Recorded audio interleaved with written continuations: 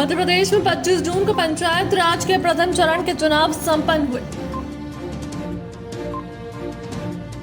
गृह मंत्री नरोत्तम मिश्रा का बयान, पिछले 24 घंटे में कोरोना के 107 नए प्रकरण आए, जबकि 62 लोग ठीक होकर घर गए।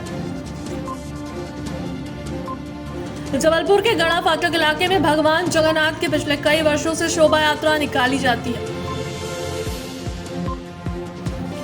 ज्योतिरादित्य सिंधिया इंदौर में बीजेपी कार्यकर्ताओं में जोश भरने और बीजेपी के पक्ष में मतदान करने की अपील करने पहुंचे।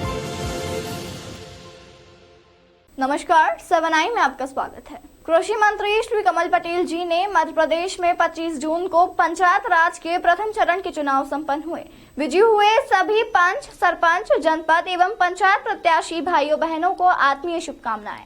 मध्य प्रदेश में पंचायत राज के प्रथम चरण के चुनाव 25 जून को संपन्न हुए। मतगणना भी हो गई है। सभी विजयी प्रत्याशियों को, पंच, सरपंच, जनपद, जिला के विजयी प्रत्याशियों को मेरी ओर से बहुत बहुत शुभकामनाएं।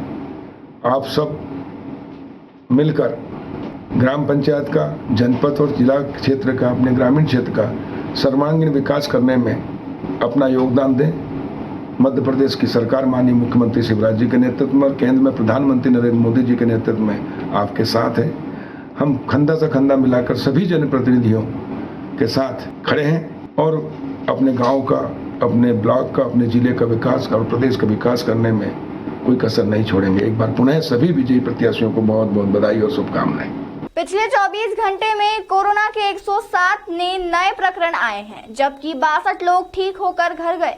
अभी प्रदेश में 636 एक्टिव केस मौजूद है। प्रदेश में अब तक 12,34,80,452 वैक्सीन डोज लगाए जा चुके हैं। समाज में भय और आतंक का वातावरण पैदा करने वाले लोगों के खिलाफ समाज को आगे आना निसंदेह स्वागत योग्य है। उदयपुर बार एसोसिएशन के द्वारा कन्हैया लाल हत्याकांड के आरोपियों का केस नहीं लड़ने का फैसला स्वागत योग्य है। पंचायत चुनाव में विजयी उम्मीदवारों की कांग्रेस सूची जारी कर दे। पिछले 24 घंटे में संपूर्ण मध्य प्रदेश में कोरोना के 107 नए प्रकरण आए हैं, जबकि 62 लोग ठीक होकर के अपने अपने घरों और गंतव्य की ओर गए हैं। संपूर्ण प्रदेश में 636 एक्टिव केस वर्तमान में हैं। जो सैंपल कलेक्शन प्रदेश के अंदर 24 घंटे में हुआ है वो 7052 है। वो सूची जारी कर दें, हम लोगों को बिठाल के लोगों को दिखा देंगे। बार बार इस तरह की घोषणाएं करके भ्रम पैदा करना, ये इनका स्वभाव है। आपको ध्यान हो, जब 28 सीटों का उपचुनाव हो रहा था तब वो कह रहे थे कि अगली बैठक सीएम हाउस में होगी, 15 अगस्त को हम झंडा वंदन करेंगे। जो हश्र वहाँ हुआ था वही हश्र यहाँ हो रहा है। बार बार अरे भाई कहते हो कि 80% आपके, तो सूची जारी करो, हम फिर उन व्यक्तियों को जारी करेंगे। जबलपुर के गड़ा फाटक इलाके से भगवान जगन्नाथ की पिछले कई वर्षों से शोभा यात्रा निकाली जाती है। इस बार भी भगवान जगन्नाथ की भव्य शोभा यात्रा साहू समाज के प्रतिनिधियों के द्वारा निकाली गई। प्रत्येक वर्ष भव्य स्वरूप लेते जा रही है। बड़ी संख्या में इस शोभा यात्रा में नागरिक शामिल हुए। वहीं जबलपुर शहर के विभिन्न मार्गों का भ्रमण करते हुए शोभा यात्रा हनुमान ताल में समाप्त हुई।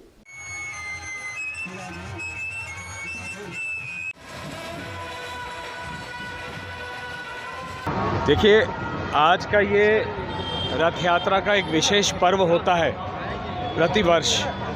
ये पिछले 2 वर्ष हो नहीं पाया था कोरोना के कारण। आज ये हो रहा है और सौभाग्य से हम यहाँ हैं।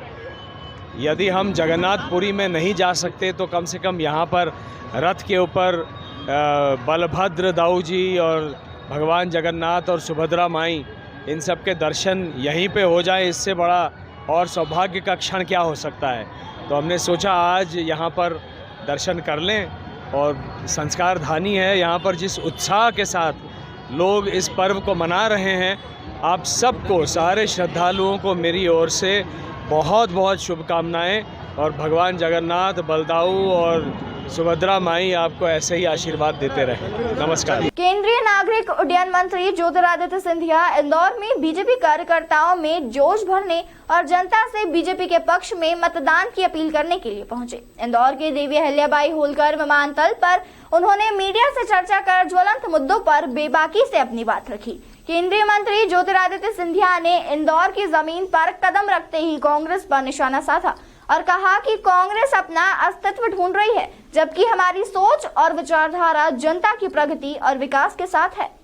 महाराष्ट्र में एक प्रगति और विकास की सरकार बनी है, एक विचारधारा की सरकार बनी है और वो विचारधारा है कि जिस तरीके से महाराष्ट्र पिछले 2 वर्षों में 2.5 वर्षों में पिछड़ चुकी थी, वापस राष्ट्र पटल पर नहीं लेकिन विश्व पटल पर महाराष्ट्र को ये दोनों की जोड़ी, एकनाथ शिंदे साहब की और देवेंद्र फडणवीस जी की जोड़ी स्थापित करेगी, इसका हमें पूर्ण विश्वास है।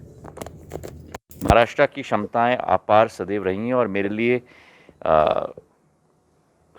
बहुत महत्वपूर्ण तरीके से इस राज्य के साथ बहुत पुराने संबंध सदैव रहे हैं और जो महाराष्ट्र की विशेषता है, महाराष्ट्र की संभावना है, जो पिछले 2.5 वर्षों से एक गति अवरोधक के रूप में सरकार वहाँ स्थापित थी, जननायक सरकार नहीं लेकिन एक भ्रष्टाचार में लिप्त सरकार। आज एकनाथ जी ने जो कदम लिया है, मैं उनको दिल के गहराइयों से साधुवाद और धन्यवाद अर्पित करना चाहूँगा और दोनों एकनाथ शिंदे की साहब की जोड़ी और देवेंद्र फडणवीस जी की जोड़ी